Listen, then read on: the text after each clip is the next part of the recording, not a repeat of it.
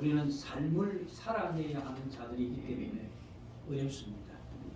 그 삶을 살아갈 수 있는 비결이라고 하는 것은 다른 것이 아닙니다. 우리가 바라보는 목적이 달라야 합니다. 세상과 전혀 다른 삶의 목적을 가지고 있어야만이 우리가 변화된 삶을 살 수 있는 겁니다. 지난 시간에 우리는 하나님이 원하시는 교회의 모습은 부정한 자를 내어 쫓는 것이라고 말씀을 드렸습니다.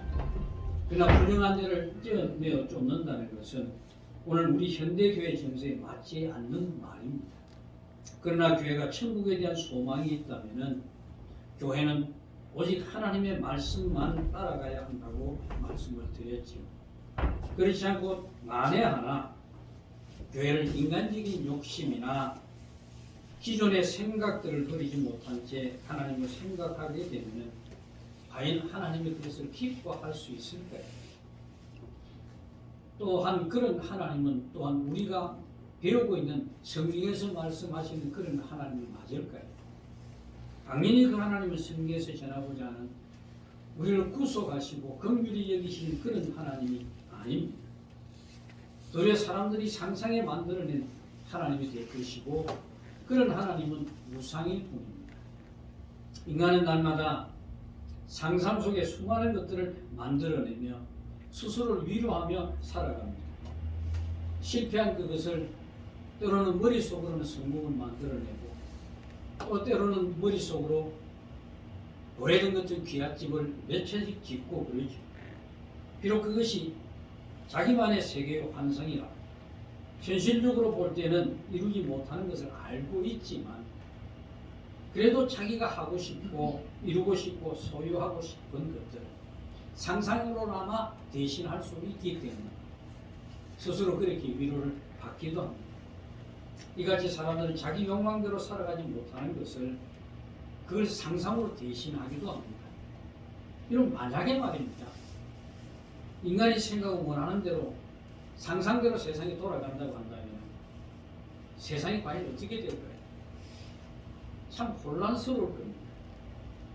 그래서 아마 하나님께서 인간이 이루지 못하지만 그래도 자기 혼자 상상하고 이루고 싶은 거 만들어가고 이런 것들을 막 그런 생각이라도 하라고 그냥 내두시는 것이 아닌가 그런 생각이 들 때가 있습니다.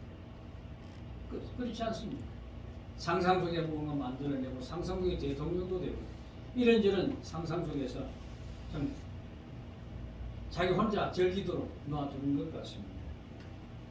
제가 군 복무할 때입니다. 그때 휴가를 나오면 제가 서울에 근무했으니까 고속버스가 서울역 바로 맞은편에 있습니다.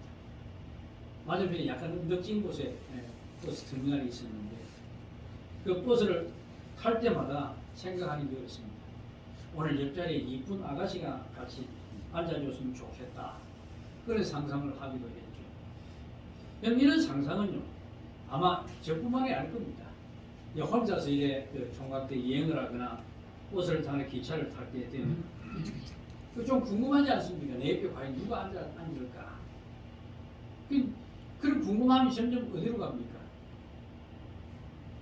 내하고 좀 더 이야기도 나눌 수 있고 좀 이쁜 아가씨가 앉아주면 좋겠다 그런 생각을 하죠. 그런데 이 생각이 그쪽에 그치는 것이 아닙니다. 조금씩 발전해 갑니다. 만약에 내 마음에 드는 아가씨가 탄다면 좀 어떻게 말을 붙여서 그렇게 좀 사귀어 볼까 이런 상상에 빠지기도 합니다. 그런 상상에 빠지면 어떨까요? 버스에 앉아있으면서 입구에 올라오는 사람들마다 관심을 가지고 봅니다. 관심을 가지고 보는데 막 일반적인 사람은 그냥 넘어가겠지만 이쁜 사람이 올라오면 막 생각이 좀 다른 저 아가씨가 내 옆에 앉아줬습니다. 그런 상상을 하게 되죠. 이런 상상을 가지고 있으면서 만약에 우리가 기도하게 된다면 어떤 기도가 될까요? 하나님, 저 이쁜 아가씨가 내 옆에 좀 앉도록 해주세요. 그렇게 되지 않겠습니까? 이같이 사람들이 상상에 빠져 있으면 결국은 하나님을 자신의 상상을 현실로 만들어주는 그런 하나님으로 착각하게까지 갑니다. 비록 예로 말씀드렸지만은 사실 많은 사람들이 이런 모습에서 벗어나지 못할 때가 있습니다. 이걸 아는 마귀가 우리를 그대로 놔두겠습니까? 아닙니다. 그대로 놔두지 않습니다. 그럼 어떻게 우리를 건드릴까요? 현실에 만족하지 못하도록 직접 건드립니다. 현실에 만족하지 못하면 자연히 어디로 갑니까? 자기의 그림을 그리기 시작합니다. 그럴 때 자신의 상상을 현실로 이루어질 그런 하나님을 찾게 됩니다.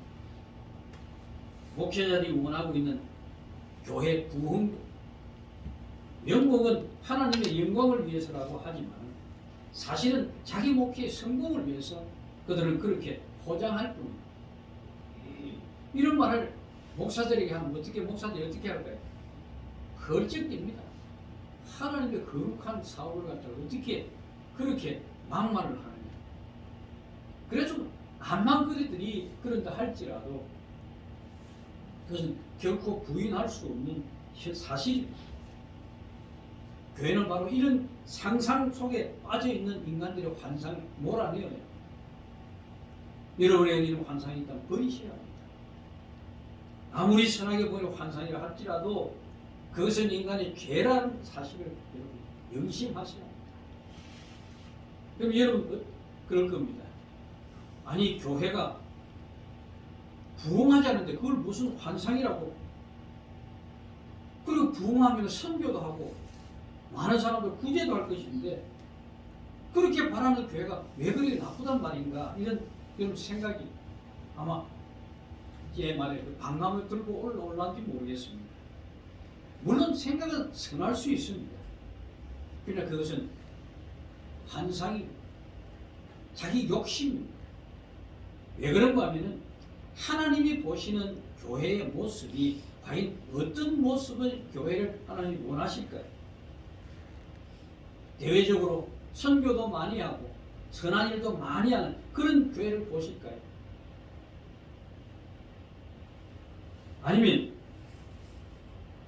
하나님이 원하시는 교회는 커다란 건물을 가지고 있고 남이 부러워하는 그런 교회의 모습을 하나님이 원하실까요? 아니, 성경을 보시면 가장 중요한 것은 하나님의 백성들에게 요구하는 것은 너희가 뭘 하라는 요구가 아니라 가장 먼저 나오는 것이 뭔 줄 아십니까? 이스라엘 백성들을 가나안에서 그 애굽에서 끄집어내고 광야에 나와서 그들에게 요구하는 것이 하나님 명령이 제일 먼저 뭡니까? 유월절을 기억하라. 그건 무슨 이야기입니까? 죄에 빠져있던 애굽에서 살면서 구원하내신 너희를 구원하기 위해서 어린 양의 피를 너희 문설주에 바르고 그래서 그 대신 너희가 살아났다는 그 은혜에 대한 감사함을 잊지 말라는 것이 가장 문제입니다. 그래서 민수기에서 쭉 가면서 10장 10절까지의 내용들이 뭔가 하면은 이스라엘 신이 갖추어야 할 모습들 그리고 그 속에서 이스라엘 백성이 어떻게 살아야 할 것인지를 10장 10절까지 길게 설명하고 있는 겁니다. 혹 여러분 하나님을 어려운 문제가 생겼을 때 달려와서 그 문제를 해결해 주시는 그런 하나님으로 기대하고 계실 때가 있었습니다. 우리가 보통 그럽니다. 하나님의 주권을 인정한다. 그런 고백들은 그 우리의 마음 가운데 어떻게 역사하는 무엇을 인정하는 것입니까? 비록 내 형편이 내 환경이 모든 조건이 나를 불편하게 하고 내 원대로 되지 아니한다 할지라도 하나님이 허락하신 것으로 우리를 받아들입니다. 그걸 하나님의 주권이라고 부릅니다. 그렇다고 나의 형편과 사정이 여의치 않아서 선교와 구제에 동참하지 못할 때 나는 없으니까 어쩔 수 없다고 당연하게 생각하며 살라는 그런 말씀은 아닙니다. 비록 내 형편이 힘들고 어렵고 가난할지라도 하나님의 은혜를 생각하며 감사하며 살아야 하는데 이게 여러분 쉽선가요? 어렵습니다. 현실이 나를 힘들게 하는데 어떻게 하나님의 은혜에 대해서 감사하고 이만큼 사는 것만으로도 이것도 하나님 도우시기 때문이라도 그렇게 기뻐하고 감사할 수 있겠습니까? 그래 그렇게 하는 것이 하나님을 기쁘시게 하는 것인 줄 여러분 아세요? 우리는 성경을 보면서 사도 바울의 모습이나 이사야나 예레미야나 이런 모든 자들의 모습이 어떻게 삶을 살았는가를 보지 않고 그 사람들이 가르치는 그 말에만 귀를 기울입니다. 그러나 그 사람들은 고난 가운데 살았습니다. 그런 고난 가운데 살았지만 그들은 뭘 고백합니까? 하나님을 감사하고 찬양을 드립니다. 왜 그들께 살 수 있었을까요? 그들은 우리와 다른 인간입니까? 아닙니다. 동일한 우리와 같습니다. 그런데 그들이 그렇게 살 수 있었던 것은 말씀이 그들 심령 가운데 역사했고 그들이 바라보는 것은 세상이 아니라 하나님의 나라를 바라보았기 때문에 그렇게 가능했던 겁니다. 그것이 가능하게 하는 것은 우리가 하나님의 약속을 바로 믿고 의지할 때입니다. 하나님은 돈으로 많은 사람을 구제하는 것을 기뻐하는 것이 아니라 아무것도 없는 이 현실 속에서도 하나님이 나를 구속해 주신 이 놀라운 은혜 앞에 감사를 고백하는 자들을 기뻐하시는 겁니다. 이런 마음으로 사는 신자들은 교회 안에서 서로가 서로에게 상처를 주거나 다른 사람을 무시하거나 멸시할 수 없는 겁니다. 그런 마음이 있다면 조그만 것이라도 할지라도 나누고 싶은 마음이 있을 수밖에 없고 힘들고 어려운 사람을 보면은 바로 내 삶과 연결되어 생각해질 수밖에 없고 그 아픈 마음을 내가 이해하고 그 아픔을 함께 나눌 그런 삶의 모습으로 변할 수밖에 없는 겁니다. 이런 그 마음이 누가 요구하는 마음인 줄 아십니까? 주님이 요구하시는 마음입니다. 교회도 마찬가지입니다. 하나님이 일하십니다. 적든 많든 하나님이 일하시고 계심을 여러분 꼭 기억하시기 바랍니다. 그래서 여러분 오늘날 교회의 모습을 한번 보세요. 이게 어떤 모습입니까? 외형은 아주 그럴듯합니다. 멋지게 되어 있습니다. 그러나 그 안에 성도들 간에 그 다툼이 끊이지 않고 일어나고 있는데도 그것은 우리는 교회를 성장시키기 위해서 마귀가 역사한다고 뭐라고 하죠? 아닙니다. 교회를 채우는 것은 하나님이 하시는 일이지 우리 일이 아닙니다. 우리는 단지 하나님의 요구대로 하나님이 원하시는 교회 모습으로 우리 존재하면 되는 겁니다. 우리 교회가 적은 인원이 모이지만 진실로 하나님의 은혜를 아는 자들이 모여서 예배를 드리신다면 그것이 바로 참교회요 하나님이 기뻐하시는 교회란 말입니다. 그런 여러분의 삶의 모습이 주변의 많은 자들에게 복음이 전파되는 전도의 방편이란 말입니다. 그럼 그럽니다. 어쨌든 사람을 데려와야 자리를 채워야 말씀을 듣고 하나님을 믿게 될 것 아닙니까? 맞지요? 우리 그 말을 누구나 많이 들어왔습니다. 그러면서 우리는 그럽니다. 그렇게 해야만이 하나님이 기뻐하신다. 그리고 그들의 상급이 있다 그렇게 이야기를 합니다. 그럼 이걸 한번 냉정하게 한번 살펴보십시오. 오늘 이 시대에 교회의 모습을 여러분 보시기 바랍니다. 코로나가 오자 얼마나 많은 교회가 문을 닫았습니다. 얼마나 많은 교인들이 교회를 떠나버렸습니다. 그리고 지금 전도해도 전도가 안 된다고 그래요. 이걸 세상말로 이야기하면 목이 찼다는 이야기입니다. 왜 목이 찹니까? 인간의 방법의 한계가 끝나버린 거예요. 우리의 삶이 문제입니다. 지금은 교회가 확장하고 성도를 늘릴 때가 아닙니다. 지금 복음이 교회 안으로 들어와요. 어떤 분이 이런 말씀을 한 적이 있습니다. 전도하고 열심히 쫓아다니는 거 보고 그분이 물에 건져놔 놓으니까 지금 자기도 지금 몸도 추스리지 못하는 사람이 물에 빠진 사람 건지로 들어가는 게 오늘 한국 교회 전도하는 모습입니다. 그래서 그런 사람 건져놔 놓으면 꼭 지같이 벨벨거리는 사람만 결국은 나중에 같이 물에 빠져 죽었고. 참 적절한 표현일 것 같습니다. 사람을 교회로 부르시는 것은 성령의 일입니다. 우리 일이 아닙니다. 그럼 도대체 우리가 할 일이 뭡니까? 그동 말씀드리지만 우리는 단지 하나님이 허락하신 여건과 형편 속에서 그 형편이 아무리 최악의 순간이라 할지라도 여전히 변함없이 하나님만 바라보면서 기뻐하고 감사하며 사는 거예요. 이것이 신자가 할 일입니다. 오늘 우리 많은 교회 성도들, 이 땅의 성도들에게 우리 그렇게 한번 질문해 보십시오.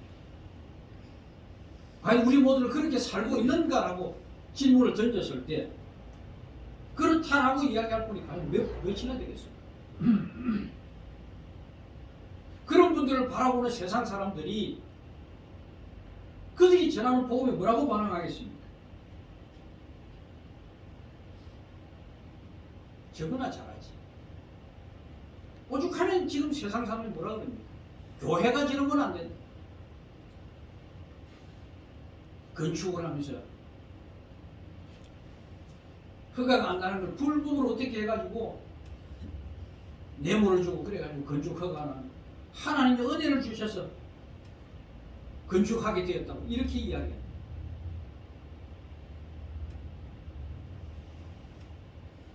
하나님 우리에게 주신 은혜, 내 삶에 베푸신 하나님의 간섭 앞에서 그걸 인정하지 못하고 받아들이지 못하는 게 감사가 사라져버리고 그 은혜를 놓쳐버리는 거예요. 이런 사람들이 무엇을 전도하겠단 말이에요. 여러분 할 일은 여러분이 있는 자리에서 여러분이 만나는 사람들 앞에서 하나님의 은혜로 사는 모습을 보여주어야 합니다. 그게 전도, 그게 복음의 능력이기 때문에 그런 삶 가운데 그들에게 하나님을 전할 때 그들이 보는 우리의 삶을 보고 저 사람들은 우리가 다르다. 저 사람들이 바라보는 것은 무엇이기에 저들의 얼굴에 저렇게 환한 빛이 뜨는가?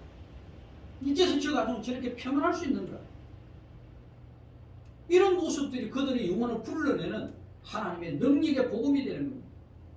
그런데 신자들이 세상의 불신자들과 똑같은 방법으로 세상을 살면서 무엇을 보여준단 말이에요? 신자는 비록 불신자들과 함께 이 땅에 살고 있지만은 신자는 하나님의 사람으로 세상을 살아가야 합니다. 하늘의 것을 바라보고 사는 겁니다. 영원한 것을 바라보지 않고서는 우리 삶은 변할 수 없습니다. 하나님의 말씀을, 그래서 저는 화가 나는 것은 하나님의 말씀을 자기 필요한 말씀으로 건져내가지고 자기 귀에 들어오는 것만 붙들려고 그럽니다. 그렇게 해서 어떻게 달라지겠습니까? 어떻게 그걸 하늘의 것을 바라보는 자를 볼 수 있습니까? 오늘 본문도 오늘 우리의 삶을 이야기하고 있습니다. 3절을 보시면은 남녀를 막론하고 다 진영 밖으로 내보내. 누구요? 부정한 자들. 왜 그럽니까? 하나님이, 거룩한 하나님이 이스라엘 지난해 계시기 때문에 말씀을 드렸습니다. 제가 전에 이런 말씀 드렸죠. 집안에 어른이 있으면 참 젊은 사람들이 살기 어렵다고. 왜 그런가 하면 모든 것이 어른 중심으로 돌아가야 하기 때문에 어른이 싫어할 때는 자기들이 하고 싶으면 못합니다. 그것이 어른을 공경할 수밖에 없는 집안이 되는 것이죠. 부모를 모실 때에 부모를 부모답게 대하는 것이 좋습니까? 아니면 용돈만 주고 부모대로 우리는 우리대로 사는 그게 부모를 공경하고 효도하는 겁니다. 부모를 부모로 대접하는 겁니다. 부모로 대접하는 것은 그 부모가 나에게 내가 이렇게 되기까지의 은혜를 베푸신, 간섭하시고 자신이 희생시키면서 베푸신 그 감사하는 마음으로 부모를 섬기면 그것보다 부모를 기쁘게 할 수 있는 게 있겠습니까? 하나님은 그렇습니다. 우리 교회 중심에 하나님이 계십니다. 그리고 교회가 하나님을 하나님으로 공경할 때 하나님이 기뻐하실 것은 당연하지 않겠습니까? 비록 하나님이 기뻐하시는 것이 우리의 생각에 맞지 않는다 할지라도 하나님 생각에 따르는 것이 신자가 해야 할 삶입니다. 여러분 가정에도, 여러분 마음속에도 계신 분이 누굽니까? 하나님이시죠. 사도 바울이 고린도 교회에 그럽니다. 3장 16절을 보시면 너희가 하나님의 성전인 것과 하나님의 성령이 너희 안에 계시는 것을 알지 못하느냐. 그렇다면 여러분이 눈치를 살펴야 할 분이 어디 계시다는 이야기입니다. 우리 안에 계시다는 이야기. 당연히 이 하나님 우리 안에 계시다고 한다면 우리 누구의 눈치를 보고 살아갑니까? 하나님의 눈치를 당연히 봐야 되죠. 하나님께 물어야 합니다. 하나님의 말씀 앞에 순종할 수 있는 마음의 준비를 하셔야 합니다. 그렇게 또 살아야 하고. 그렇게 삽니까? 못 삽니다. 그러니 문제가 되는 것이죠. 못 살면 우리는 그냥 포기해버립니다. 아니요. 못 살기 때문에 하나님 앞에 나아가야 하는 거예요.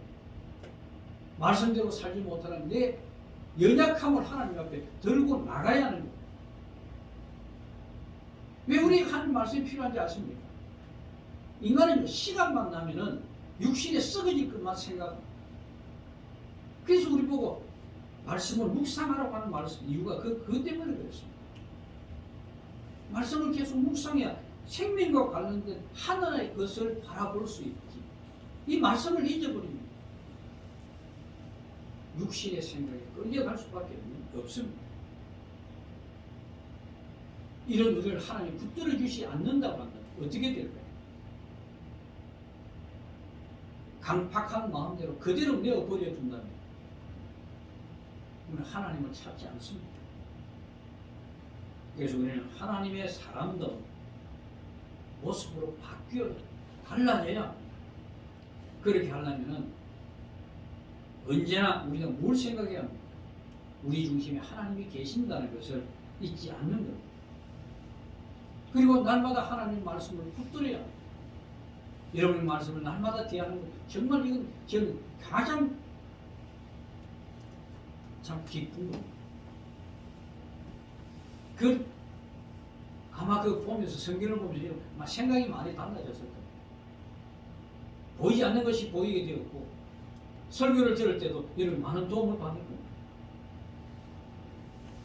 하나님의 사람으로 산다는 것이 쉽지 않습니다. 여러분 살아보시면 아실 겁니다. 얼마나 힘들고 어렵습니다. 왜 그런가 하면 그 하나님 보이지 않고 삶은 우리의 현실이기 때문에 그렇습니다. 하지만 이것도 현실에 대한 우리의 조급한 마음들이 항상 우리를 그렇게 만들어갑니다. 자기 욕심에 빠져있기 때문에 어떻게든 하나님이 하신다는 것을 잊어버리고 내가 무언가 해보고 싶은 겁니다. 그래서 현실을 바꾸어줄 그 하나님을 우리는 찾게 되는 겁니다. 기다리지 못합니다. 그래서 성경은 믿음은 뭐라 그럽니까? 인내라고 합니다. 간혹 그럽니다. 신앙은 버티는 거예요. 본문으로 돌아가세요. 너무 길게 말씀드린 것 같아요. 이스라엘 지인 가운데는 하나님이 계신다고 말씀드렸죠. 그래서 그 하나님은 누구를 위한 하나님일까요? 나를 위한 하나님일까요? 아니면 그 지난해 함께하는 모든 이스라엘 백성들을 위한 하나님이십니까? 하나님이 이스라엘 지난해 계신다는 것은 이스라엘 모든 백성의 배후에 하나님이 계신다는 이야기가 됩니다. 그러니까 이스라엘 모든 백성을 돕는 자로 계시는 거예요. 그래서 이스라엘 백성이 이웃을 바라볼 때 어떤 마음으로 바라봐야 해요? 우리가 성도들 간에 바라볼 때 어떤 마음으로 바라봐야 해요? 그 뒤에 역사하시는 하나님이 계시다는 것을 여러분 봐야 할 거다. 여러분 그걸 본다면 성도들 간에 다툼이 일어날 수 있습니다. 만약 저 사람 무시하면 누구를 무시합니까? 하나님을 무시합니다. 우리 이걸 생각하면 어떻게 우리 성도들 간에 다툼이 있고 세상식으로 그들에게 서로 대할 수가 있겠냐?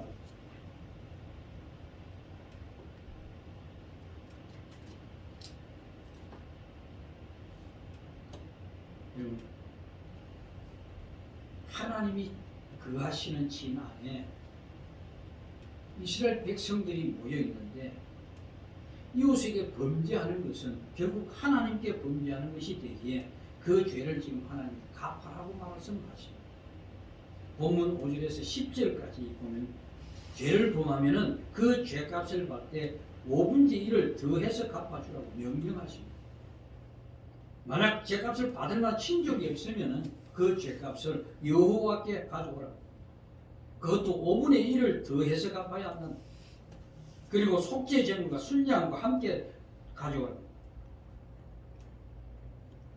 이 말은 우리가 쉽게 하지만은요, 속죄의 순양, 그 당시에 아무리 그들이 목축을 하고 있었지만은 양 한 마리 가져오고 소 한 마리 가져온다는 것이 그들에게 재정적으로 부담이 갈 수밖에 없습니다. 이런 마음들의 부담을 주게 하는 것은 죄를 짓지 못하게 하기 위해서 그래요. 만약에 그보다 더 많이 갚아준다면 그건 뭐 때문에 그런가요? 아마 그 마음이 미안한 데서 더 갚아줄 수는 있을 겁니다. 근데 이 5분의 1을 더 갚으라는 것이 우리에게 도대체 무슨 의미입니까? 조금 전에 말씀드렸듯이 하나님은 이스라엘 진안에 계신다는 것은 모든 백성의 배후에 후원자로 계신다는 것을 말씀드렸죠. 그러므로 가까운 이웃을 행한 것은 그 뒤에 역사하시고 후원하시는 하나님께 죄를 짓는 것이 된단 말이에요. 그래서 그 죄는 하나님이 반드시 갚으시는 겁니다. 그래서 속죄와 순양까지 함께 하나님께 돌리라고 그러는 겁니다. 우리가 기억해야 할 한 사건이 있죠. 가인과 아벨의 사건. 이걸 보면서 우리가 하나님이 누구 편에 서 있는가라는 것을 우리가 생각해 보시기 바랍니다. 가인이 아벨을 죽인 이유가 뭡니까? 아벨의 재물을 받으셨고 자기 걸 받아주지 않았다는 것 때문에 그 동생을 시기해서 죽인 것 아닙니까? 여러분, 그럴 때 하나님이 누구 편에 서서 등장하십니까? 아벨의 편에 서서 가인을 불러내십니다. 죄를 묻습니다. 아니, 왜 아벨의 편을 드셨을까요? 아벨이 가인보다 착해서 그랬습니까? 아닙니다. 아벨은 세상에 처음 인간의 죄로 인해서 피해를 입은 자이기 때문에 그렇습니다. 하나님 언제나 세상 죄로 인해서 피해를 본 자, 그 자의 편에 선다는 사실을 여러분 잊지 마시기 바랍니다. 그들이 바로 누구냐? 이스라엘. 애굽으로 인해서 그들은 희생되었습니다.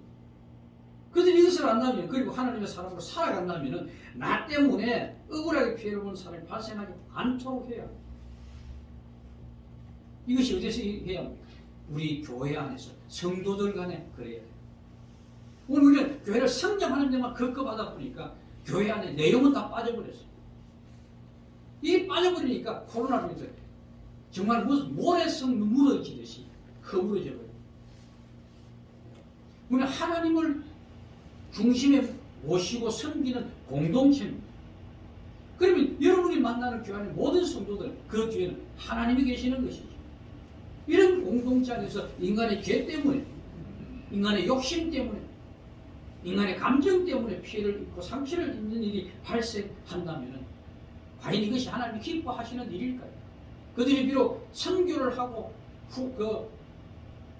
구제를 하고 교회를 크게 짓는다 할지라도 그 안에서 이런 일이 발생하고 있다고 한다면 과연 그걸 하나님이 기뻐하시는 교회가 될 수 있느냐? 우리는 많은 것을 볼 수 있습니다. 중세교회를 보세요. 지금 우리가 지은 이 교회가 엄청난 아름다운 교회, 완전히 작품입니다. 우리같이 크게 짓는 게 목적이 아니고 거기는 예술성이 담겨 있고 지금도 그곳에 관광객들이 수도 없이 들락거립니다. 그 교회가 왜 무너졌습니까? 바로 이런 안에 내용이 없는 교회들로 만들어 세우기 때문에 결국 무너져버리고 말았던 거예요. 그러면 5분의 1이라고 하는 것은 우리는 세상의 죄 가운데서 구원받은 사람들이다. 그런데도 우리 안에서 세상 죄 때문에 억울하게 피해를 본 자가 일어나면 안 되는데 나의 죄 때문에 억울하게 피해를 본 자가 발생했구나라는 것을 너희가 깨닫고 하나님 앞에 속죄하랍니다. 그래서 5분의 1을 더해 갚아. 여러분, 신자의 관계는 하나님으로부터 사랑을 받은 자들의 관계입니다. 그런 관계를 안다면은 우리가 세상에 가지고 있는 그런 형식과 그런 모습을 가지고 성도들 간에 다투며 아픔을 주고 나눌 수 있는 그런 관계가 되면 안 되는 거예요. 그런 것을 어떻게 하나님이 기뻐하실까? 그럼 우리가 왜 그런 일을 일어납니까? 교회 안에서. 인간적인 손익 계산은 따지기 때문에 그렇습니다. 이런 일은 교회 안까지 끌어들여서는 안 되는데도 불구하고 우리는 무작정 성장이라고 한다면 방법을 가리지 않습니다. 그 때문에 오늘 우리 현실적인 교회는 외형만 교회를 갖추고 있지 그 안에는 썩어가고 있는. 또 하나의 이야기를 11절에서 5절까지 말씀을 제가 읽어드린 것은 부부간의 관계에서도 하나님이 누구 편에 서는가를 한번 생각해 보시기 바랍니다. 피해를 입은 자의 편에 선다는 사실. 그리고 그 상처를 누가 감싸 주십니까? 하나님이 감싸 주십니다. 항상 여러분, 누구 편이 하나님 편이냐? 내 편이냐? 네 편이냐? 참 웃기는 이야기면 하나님은 항상 약자의 편입니다. 더구나 세상 죄로 인해서 피해를 입었다고 하면 더더구나 하나님은 그 영혼을 붙들고 위로하시는 이 사실을 안다면 우리가 세상에서 뭔가 억울한 일을 당했다면 억울한 일을 당한 그 편에 하나님이 서 계신다는 것을 보셔야 하는 겁니다. 여러분, 오늘 이 어둠이 가득 찬 이 세상에서 하나님의 사랑으로 사랑을 보이며 살게 해달라고 우리가 기도할 때 이것이 하나님이 원하시는 모습입니다.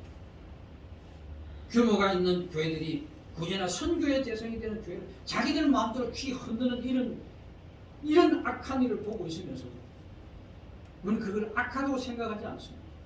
단지 구제한다는 그 명목 아래 그 교회가 피해를 입고 있는 것 보도 못합니다. 말씀대로 사는 것 어렵습니다. 힘듭니다. 힘들기 때문에 우리는 하나님께 기도하는 거예요. 내 편한 내가 원하는 것을 받기 위해서가 아니고 하나님 앞에 살지 못하는 내 모습을 가지고 내 영혼을 붙들어 달라고 하나님께 기도하고 나가는 거예요. 그래서 그 하나님으로 주시는 은혜를 붙들고 우리 모두가 하나님의 사랑으로 살아가기를 다시 마시고 그런 분들에게 하나님 놀라운 축복을 내리신다는 이 성경이 약속하신 그 복을 여러분 누리시는 분들이 되시기를 축원합니다. 기도하겠습니다.